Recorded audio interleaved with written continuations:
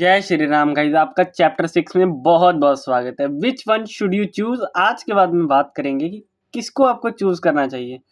तो गाइस चलिए शुरू करते हैं। हमने बचपन से जॉब्स के सिस्टम को समझा है, एंटरप्रेन्योर्स के क्रेज को समझने लगे हैं। हमने जॉब्स की रियलिटी देखी है, हमने एंटरप्रेन्योरशिप की रियलिटी देखी है और हमने सोशल मीडिया की सबसे बड़े झूठ को भी समझा है अपने चैप्टर्स में। अगर आपने नहीं समझा तो जाके प्लीज़ यूट्यूब चैनल पे वीडियोस आ चुकी हैं, जाके चेकआउट कीजिए। और चलिए शुरू करते हैं।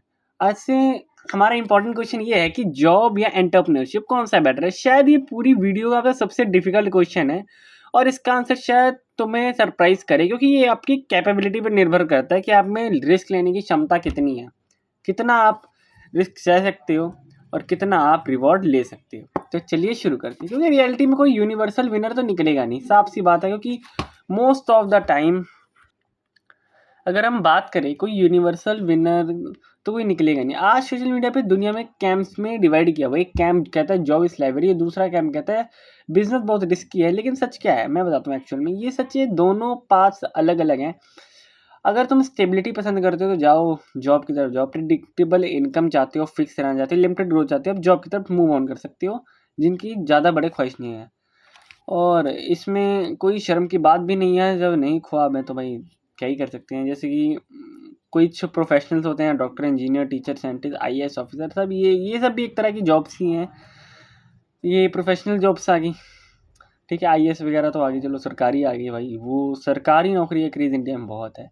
और जिन्होंने, अब मैं बताता हूँ, लेकिन अगर हम अनसर्टेनिटी को हैंडल कर सकते हैं, रिस्क टॉलरेट कर सकते हैं, फेलियर से सीख सकते हैं, तो हम कुछ क्रिएट करना चाहते हैं ना गाइस, तो हमें एंटरप्रेन्योरशिप की तरफ मूव होना चाहिए।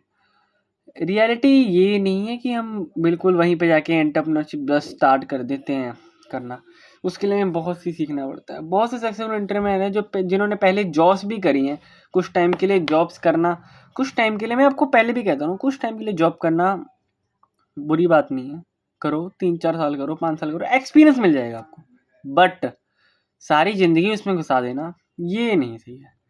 और जिनके बड़े ख्वाब होते हैं वो ऐसा करते भी नहीं है। उनको स्किल सीखनी होती है, एक्सपीरियंस चाहिए होता है, इंडस्ट्री समझना होता है, नेटवर्क बिल्ड करना होता है, तो वो जॉब की तरफ पहले जाते हैं, कुछ टाइम के लिए जाते हैं, ताकि वो अपने अंदर कैपेबिलिटीज बिल्ड कर सकें और फिर बिजनेस स्टार्ट करते हैं।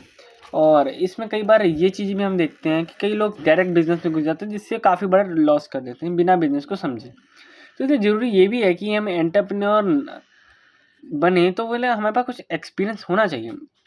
और ज़रूरी नहीं है कि हर एक कॉलेज ड्रॉप आउट करने वाला ही एंटरप्रेन्योर बनेगा। लाइफ ब्लैक एंड वाइट नहीं होती है, बीच में भी बहुत रास्ते होते हैं। और एक और इम्पॉर्टेंट बात, लोग अक्सर इनकम कंपेयर करते हैं, एम्प्लॉय कितना कमाता है, एंटरप्रेन्योर कितना कमाता है, लेकिन असली क्वेश्चन है तो कोई एंटरप्रेन्योर कितना कमाता है, एम्प्लॉय कितना कमाता है, ये यार असली क्वेश्चन तो है ही नहीं। क्योंकि कैपेबिलिटी हमारी निर्भर करती, जो जितना रिस्क लेता है, जितनी मेहनत करता है, उसको उतना रिवॉर्ड मिलता है। सिंपल। सक्सेस की डेफिनेशन हर इंसान के लिए अलग होती है। किसी के लिए सक्सेसफुल होना फाइनेंशियल फ्रीडम अचीव करना, कंपनी बिल्ड करना, जैसे मेरे लिए। और कईयों के लिए होता है कि रोटी कपड़ा मकान, बस खुश हैं, फैमिली खुश है, हम भी खुश हैं।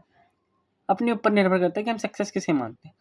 प्रॉब्लम तब जब होती है जब हम अपनी डेफिनेशन को दूसरों की डेफिनेशन बना लेते हैं।